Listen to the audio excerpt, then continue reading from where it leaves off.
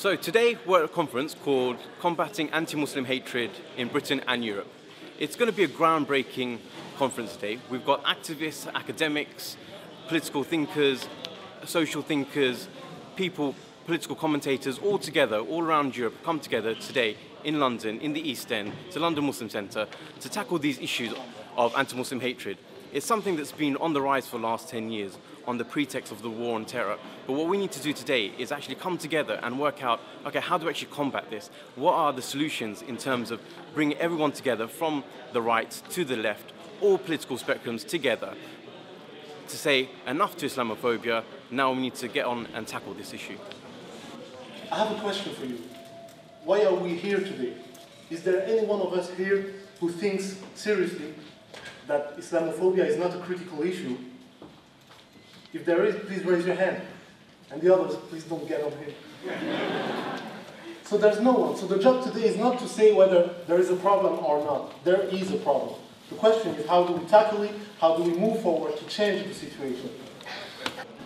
When I was born in 1925, we were taught there are only two sorts of people, the English and foreigners. Well, I mean, there are no foreigners now. We're all members of the human race. And I think with the news coverage, with all its deficiencies, we do pick up about repression in different parts of the world, about the Arab revolt, about what's going on.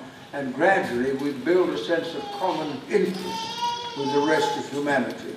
And if we do that, then we have all the strength we need to resist those who want war and conflict and repression and hostility.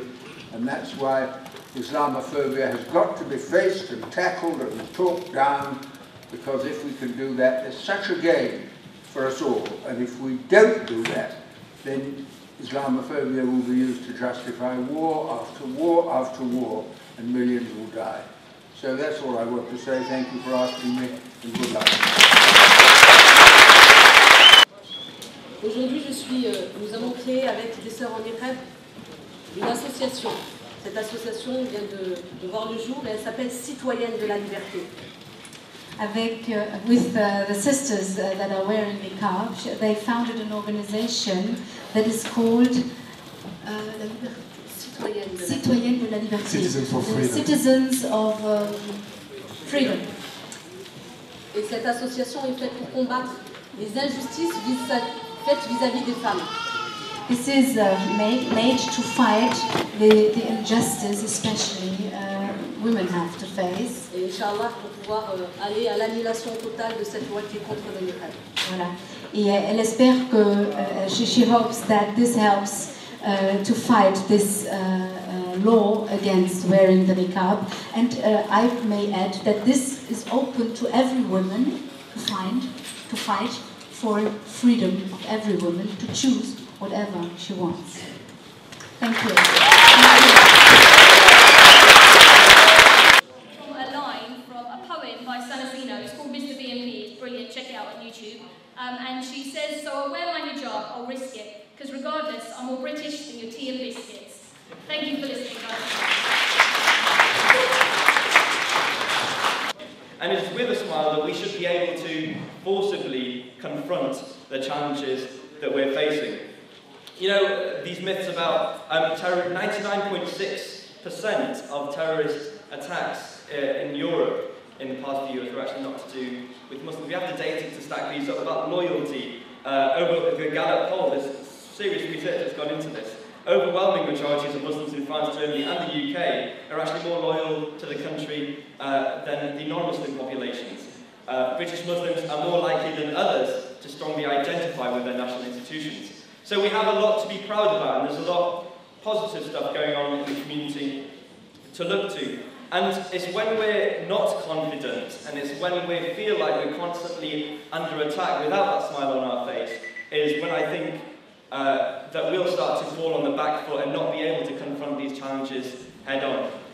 I'll finish now by saying once again that I'm here to bring greetings on behalf of the local NUT, but the national NUT, and to assure you that whether it's actively on the streets combating the threat of the EDL, marching with you, standing with you, whether it's in schools and in classrooms, taking on the challenges and using our role as teachers to develop the anti-racist and combat the Islamophobic arguments, or whether it's in the wider political arena, do rest assured that the local NUT branch and the National Union of Teachers will be there working with you, standing side by side with our Muslim brothers and sisters to combat this very serious threat that we face. Thanks very much. But we also need to take the spirit of this conference into every locality, into every trade union branch, into every college, into every community, and we say to people, we are going to organise now for the right of Muslims to dress how they want, to worship how they want, to do all these things, to defend every mosque,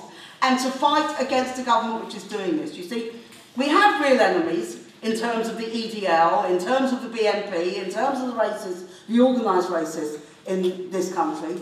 But let's be honest, they're a small force at the moment.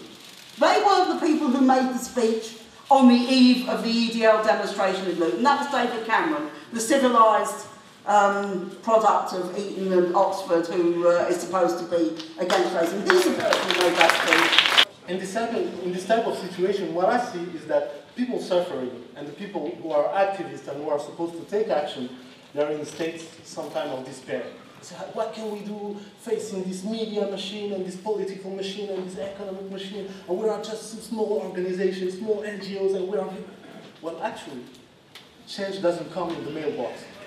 Every one of us is an agent of change.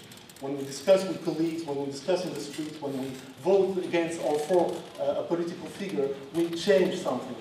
And our minds run back when we think of historical precedents to the great civil rights movement in the United States.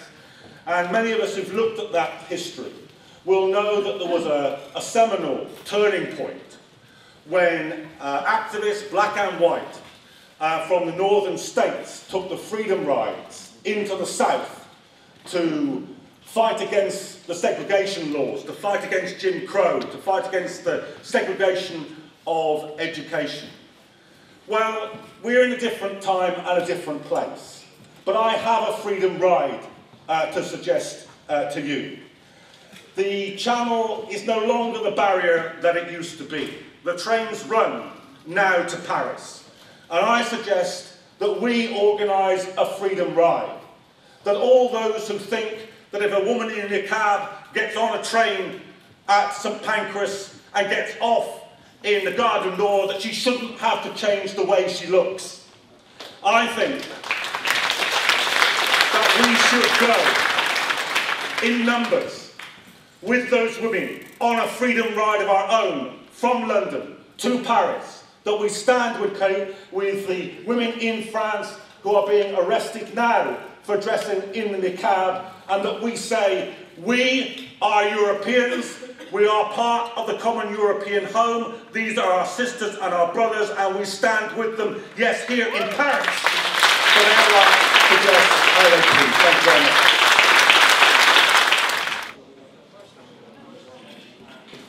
The first thing I'd like to say is, if you get in that train to Paris, we'll be there to welcome you.